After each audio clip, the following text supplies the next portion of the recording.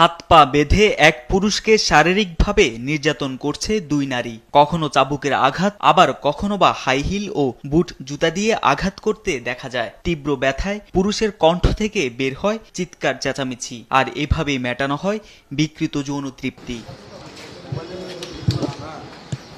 দীর্ঘদিন ধরেই রাজধানীর বসুন্ধরা আবাসিক এলাকার একটি বাসায় বিকৃত যৌনাচার চালিয়ে আসছে কয়েকজন নারী, যার ভিডিও ধারণ করে ছড়িয়ে দেন সামাজিক যোগাযোগ মাধ্যমেও।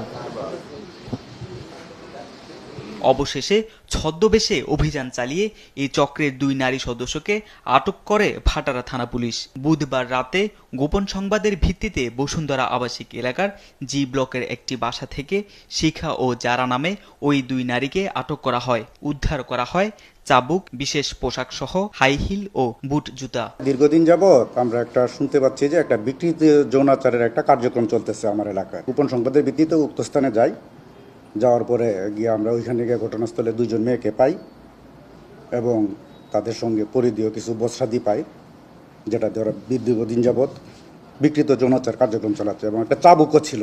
এটা এক ধরনের বিজনেস, যেটা ইংরেজিতে বলা হয় BDSM।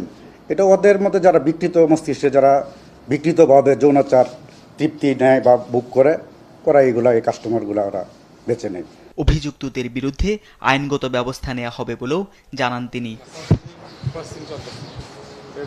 তারেক মাহমুদ সুজন, দেশ টিভি, ঢাকা।